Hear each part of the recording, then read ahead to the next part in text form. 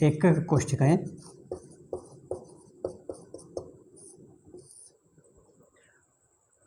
ये 7 प्रकार की हो सकती है। मुख्य रूप से हमने जो पढ़ा है पीछे उसमें केवल एक घनीय क्यूबिक का ही हमने जिक्र किया है, क्योंकि वो सबसे आसान भी है और समझने भी जल्दी आ जाती है, और उसका जो बोर्ड पर चित्र है वो भी आसानी से बन जाता है।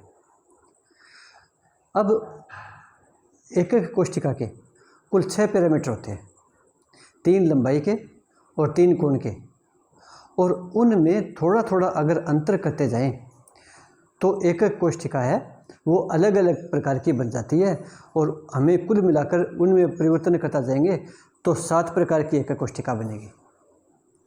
अब 7 प्रकार की एकक कोशिका को याद रखना भी थोड़ा सा कठिन है, और उनका जो क्रम है कि किसी में कौन सी किनारा या भुजा बराबर है, किसी में कौन सा कोण कितने डिग्री का है, वो भी थोड़ा सा याद रखने में समय लगता है। तो इसका एक आसान सा तरीका है, एक क्रम रखते हैं और एक क्रम से अगर चलते जाएंगे तो हमें पता लगता जाएगा कि इसमें ये भुजा बराबर होगी, इसमें ये कोण इतने डिग्री का होगा, और इसको हम ये नाम देंगे। तो आज उनको याद करने का तरीका बता रहा हूँ मैं।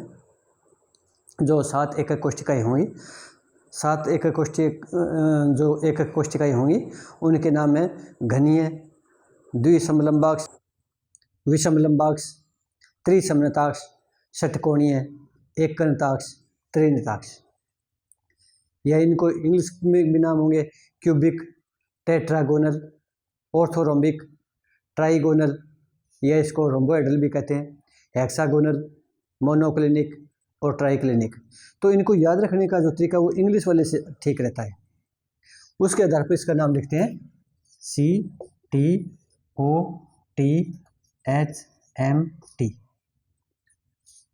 2 और 2 4 और 3 7। नाम क्या क्या हो जाएगा? Cubic, tetragonal, orthorhombic, trigonal, hexagonal, monoclinic, triclinic. इनको इसी क्रम में देखें तब आसान रह जाएगा, और उसमें फिर जो आगे भुजाओं के जो मान हैं, कोण के मान हैं, वो भी इसी क्रम में रह जाएंगे और एक सीक्वेंस बन जाएगी। जैसे शुरुआत करते हैं तो पहला होता है C, क्यूबिक, घनीय।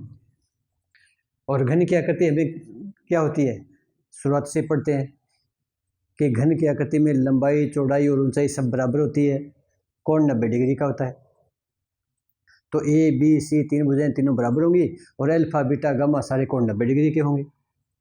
तो यहाँ पर होगा A = B = C, और अल्फा = बीटा = गामा = 90 डिग्री। ये हो गया। अब इसमें से कौन से प्रकार की एकक कोशिका बन सकती है? कौन से प्रकार की का मतलब है कि इसमें आद्य एकक कोशिका होगी या कौन सी केंद्रित एकक कोशिका होगी। तो यहाँ पर आद्य एकक कोशिका तो होगी, आद्य एकक कोशिका तो हरेक में बनेगी, निश्चित है। आद्य एकक कोशिका तो हरेक में बनेगी ही। बाकी और कौन सी बनेगी? बाकी यहाँ पर 2 और बनेगी, काय केंद्रित और फलक केंद्रित। तो यहाँ पर बनेगी SCC, BCC और FCC। ये 3 प्रकार की इसमें संरचनाएं आ सकती है, यानी जो एकक कोशिका है वो उसमें का प्रकार में आ सकती है। और इसका जो उदाहरण होता है, उदाहरण इसमें सबसे आसान से उदाहरण सोडियम क्लोराइड का होता है, समझने के लिए वो सबसे ज़्यादा काम में लेते हैं।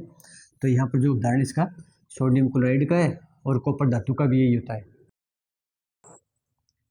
एक क्रम हो गया अपना, ये तो सीधा सा लिख दिया, इसमें समझने के लिए क्या क्या था। अब आगे जो वाले हैं उन पे में पहले हम नाम लिखते हैं और ये बाद में लिखेंगे, क्योंकि यहाँ पर एक सीक्वेंस है। यहाँ पर लिखते जाएंगे तो कंफ्यूज हो जाएंगे। तो मैं पहले नाम लिख रहा हूँ। तो एक तो ये हो गया, दूसरा नाम है टेट्रागोनल, CT, टेट्रागोनल। और टेट्रागोनल को हिंदी में कहते हैं द्विसमलंबाक्ष।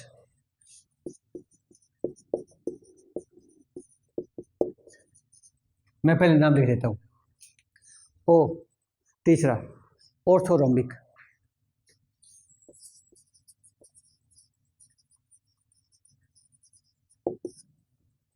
ऑर्थोरोम्बिक को हिंदी में कहते हैं विषम लंबाक्ष।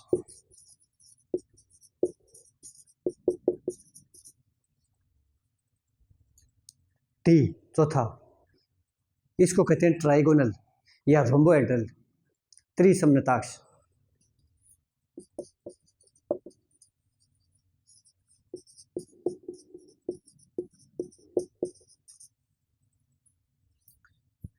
फिर एच हेक्सागोनल षटकोणीय।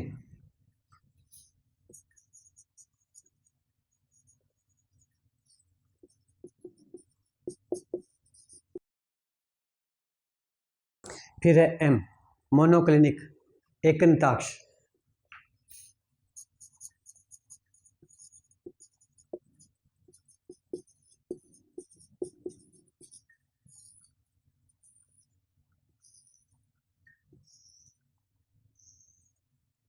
एकंताक्ष। और उसके बाद में फिर टी ट्राइक्लिनिक त्रिनताक्ष।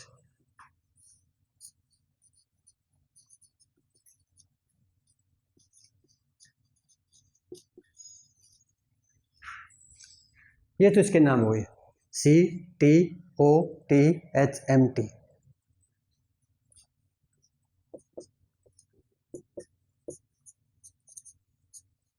अब यहाँ पर एक सीक्वेंस है, एक क्रम चलेगा, वो ज़्यादा ठीक रहेगा।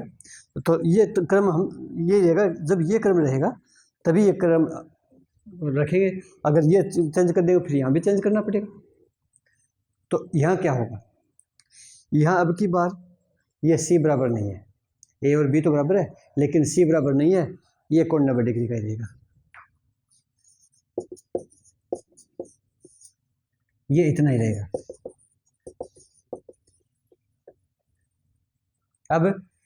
अब इसको भी हटा दो, ये भी बराबर नहीं है, ये तीसरा आ जाएगा।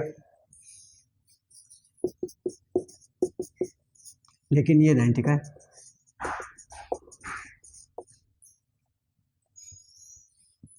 तीन हो गए। चौथे में वापस पहले वाला क्रम शुरू कर दो, फिर ये वापस यही क्रम, फिर ये, फिर ये 6 हो गए। सातों ये बराबर नहीं है, इसी को रिपीट करते हैं। बिल्कुल आसान सा है। अब आ जाओ कोण पर। कोण में ये तीन तो हो गए बराबर 90 डिग्री के। चौथे कोण में आकर जो ये कोण है ये 90 डिग्री नहीं होंगे।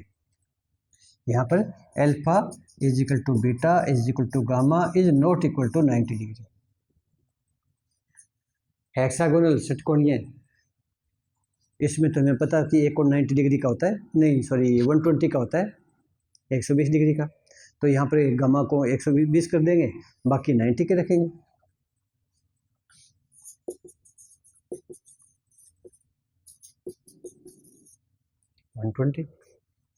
डिग्री, ठीक है। इसके बाद मोनोक्लिनिक। मोनोक्लिनिक में बीटा कोण 90 डिग्री का नहीं है, अल्फा और गामा 90 के।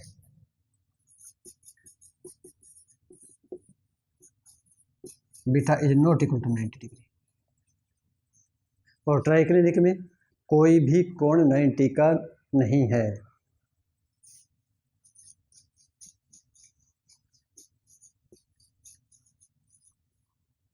तो एक निश्चित क्रम सा हो जाता है, याद रखने में आसानी रह जाती है कि यहाँ तो ये तीन है, वापस ये तीन रिपीटेशन और ये बराबर नहीं है। यहाँ पर ये तीन कोण 90 डिग्री के, फिर 90 का न हो, फिर एक कोण 120 का, बाकी 90 के, फिर कोई 90 का न हो। बिल्कुल आसान सा है। अब रही बात कि इनमें कितने कौन कौन सी एकक कोष्ठिकाएँ बन सकती है। तो SCC आध्य एकक कोष्ठिका तो सब में बनेगी।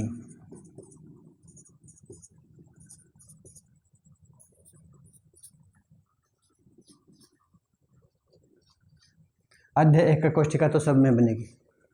बाकी में थोड़ा याद रखने वाली बात है, क्योंकि इतना ज़्यादा डिटेल हमारे नहीं है, न उनकी इतनी आकृति आती है, तो केवल यहाँ पर ध्यान में रखना होता है। दूसरा है टेट्रागोनल, द्विसमलंब बॉक्स में एक तो SCBC बनती है और एक काय केंद्रित बनती है। विषमलंब बॉक्स में, विषमलंब बॉक्स में सारी बनती है। कितनी होती है? कितनी होती है? कुल मिलाकर 4 होती है। कौन कौन सी? एक तो अध्यक्ष कोष्ठिका और 3 केंद्रित कोष्ठिकाएं, काय केंद्रित, फलक केंद्रित, अंत्य केंद्रित। तो इसमें चारों बनती है, SCC, BCC, FCC और ECC, सारी बनेंगी इसमें। इसके बाद ये एक एक रहेगी। इसमें ECC होती है और इसमें केवल SCC होती है। तो SCC तो 3 में सिर्फ अकेली है, बाकी सब में तो है, इनके साथ और कोई नहीं है। तो कुल मिलाकर यहाँ कितने प्रकार के जालक बन गए? 3 तो ये रहे, 2 ये रहे, 4 ये है, 1 ये है, 1 ये है, 2 ये है और 1 ये है। कुल कितने हो गए? 3, 2, 5, 4, 9, 10, 11, 2, 13 और 1 14। 14 जालक बनते हैं।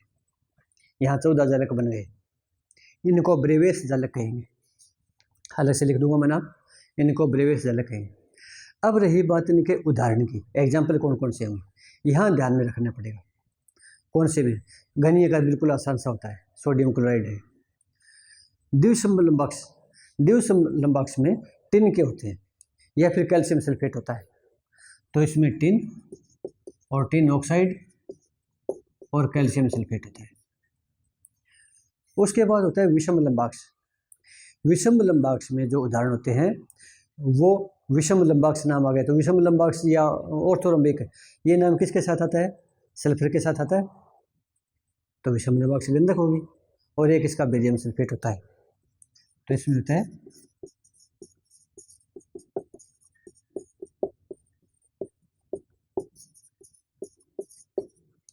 विषमलंब बॉक्स गंधक और बेरियम सल्फेट।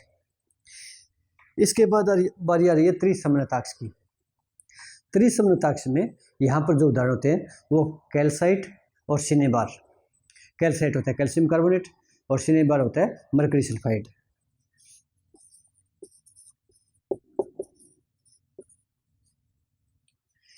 इसके बाद है षटकोणीय, हेक्सागोनल।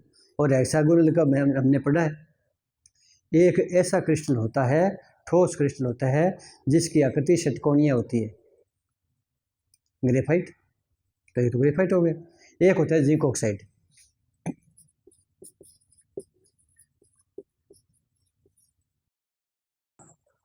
इसके बाद है एकंताक्ष, मोनोक्लिनिक। और ये नाम भी गंधक के साथ आता है। गंधक के हमने 2-3 रूप पढ़े। एक होता है विषमलंब बॉक्स, एक होता है एकंताक्ष। मुख्य रूप से 2 होते हैं। तो इसमें एकंताक्ष गंधक हो जाएगी। एक सोडियम सल्फेट का हो जाता है।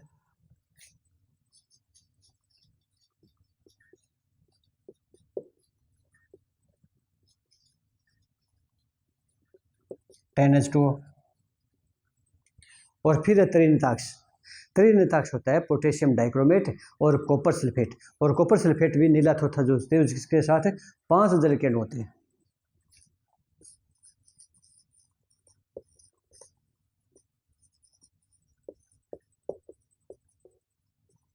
ये तो इसमें उदाहरण वाली थोड़ी सी अलग बात आ जाती है, बाकी बहुत ही आसान है इसको याद करने का। और इसमें से आधा नंबर या 1 नंबर का प्रश्न कई बार पूछा जाता है, कंपटीशन में भी आता है और 12वीं क्लास में भी आता है।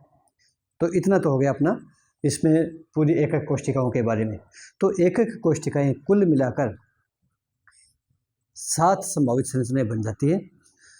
और सातों का भी आगे जो इसका जो अवयवी कणों की व्यवस्था देखेंगे, तो अवयवी कणों की व्यवस्था देखेंगे तो इस प्रकार के बनेंगे। और इस प्रकार हमारे पास 14 जालक आ जाते हैं। और इन 14 जालकों को कहते हैं ब्रेवेस जालक। ब्रेवेस जालक ये एक गणितज्ञ था, इसके नाम के आधार पर है। तो कुल सभी क्रिस्टलीय यौगिक अगर ज्ञात कर लें, उनकी संरचना देखें, उनके अवयवी कणों की व्यवस्था उसके अंदर होगी, तो इनमें से किसी एक की मिलेगी। तो ये संभवित है सारी संरचनाएं।